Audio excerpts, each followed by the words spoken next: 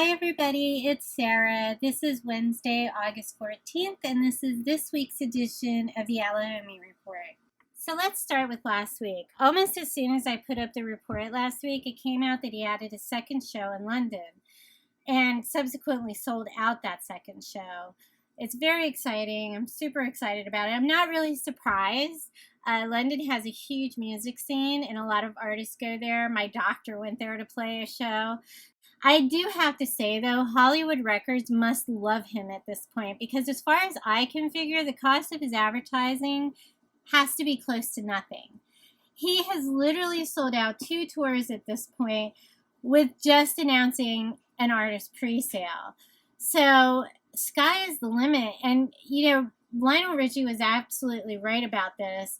There is no telling where this guy is going to go. And you have to figure it's still 4 months. And I'm also going to talk about that a little later. But the question is, what is next? I can literally see him doing a European tour next year. I don't think it's at all out of the realm of expectations for him at this point. So we'll see. But London, gone already. There are number of people from the groups going. So it'll be exciting to see. I don't even know if they allow recording, but to see any pictures and stuff from London, because I think that'll be a different experience for him. So the day after London was announced, it was announced that he was also appearing at the Austin City Limit Music Festival, October 4th. There are some major acts playing here, along with Guns N' Roses, Billie Eilish, The Cure, Mumford & Sons. He is getting so many major nods from the music industry right now, not to mention that the Grammys called him out a couple of weeks ago. So I'm so excited to see where he's going. It seems like every day there's a new tour, there's a new appearance, and it's an exciting time. It's an exciting time to watch this happen for him. So Ones to Watch had an awesome post this week. It had a cafeteria with a lot of people sat at different tables, and they asked which table would you want to sit at. Of course, we all said Scary Pool Party. I thought it was funny. He wrote back and said, I was homeschooled. And that just, I don't know, it shows that he has a sense of humor and he's kind of taking social media a little lighter these days, maybe. Or maybe he's just happy. So let's get to the big news of last week, and that was the release of Choler Love. He released 3 different versions of the song. One was kind of jazzy R&B, one was a piano, and the other one was this super scary mix, which is amazing. That was the one he produced himself. And I researched this quite a bit, and I could not find another artist that has ever done that. Released 3 different genres of a song. And it's funny because when he said he was going to switch up genres, I was thinking a show, a song.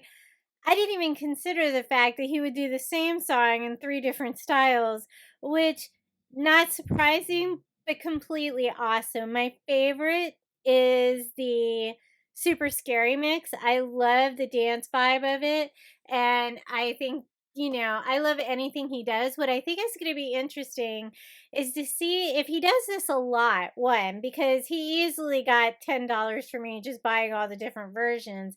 Not to mention the little mix up with iTunes, but try to give him a break. I mean, he's still not a well-known artist. I mean, we talk about him all the time, but a lot of people don't know who he is yet. So he probably doesn't have the most consistent help at this point. But what I do want to say is, if he's going to do this with every song, it's kind of brilliant because the record company is protected. They get their single. He gets to produce his own music, and his fans are so dedicated that we will pretty much buy everything he does on every single channel. It happens every time he releases anything. So, it was a very smart move by Hollywood Records. I think this is the way they kind of negotiated for him to have artistic control over his music is we'll do one version our way and we'll do another version your way. It'll be interesting to see if his versions end up trumping Hollywood Records versions of the single. I am really concerned, though, that they're not putting his music on the radio. I don't know what the holdup is. I was told that he was allowed to be on the radio, and it looks like DJs are actually talking to people about it, but I haven't as of yet heard it played here on the radio. I don't know if it's been played other places. If you have heard it on the radio, please comment just so we can get it out there that people are starting to hear it, because I want them to play it.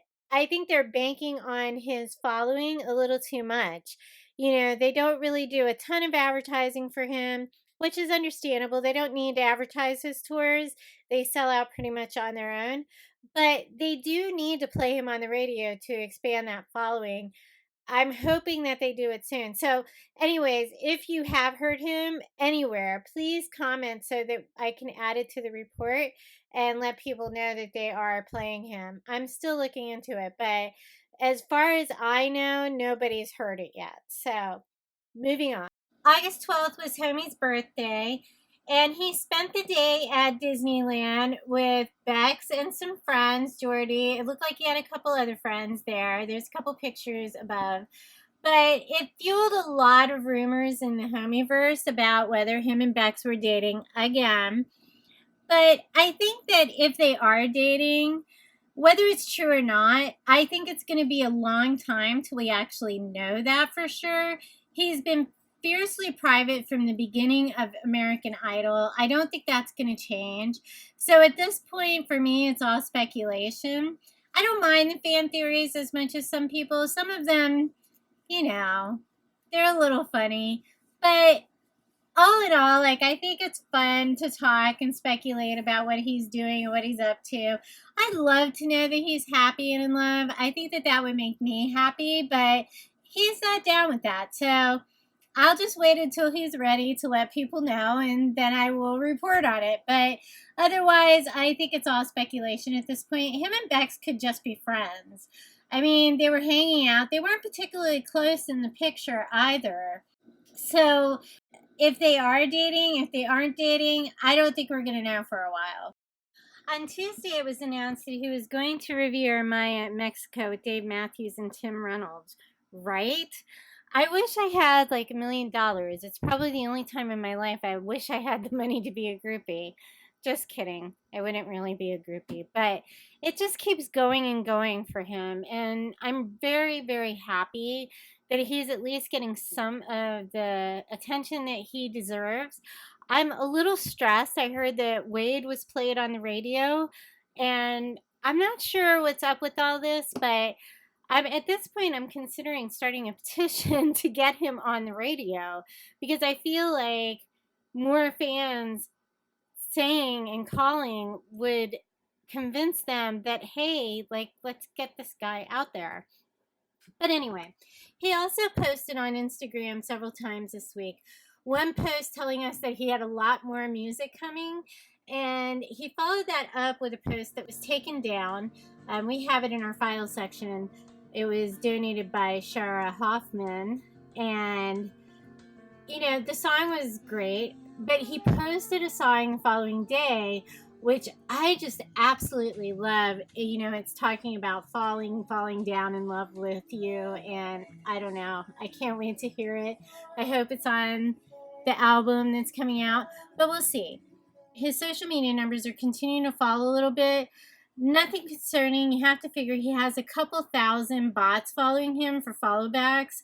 So whatever. It will straighten out, I promise. I know it feels like people are leaving him, but they're not actual people. They actually are bot accounts. YouTube, again, was up by a couple thousand. So happy to hear that.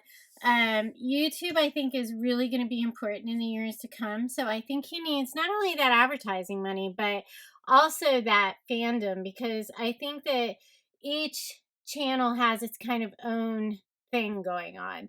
So I'm extremely happy that YouTube's on the rise. Scary Pool Party, an interesting thing happened this week with the Scary Pool Party page. It kind of disappeared on Facebook. It was taken down. it was not a page run by him or his people. In fact, I think Scary Pool Party Music is his official page as of now.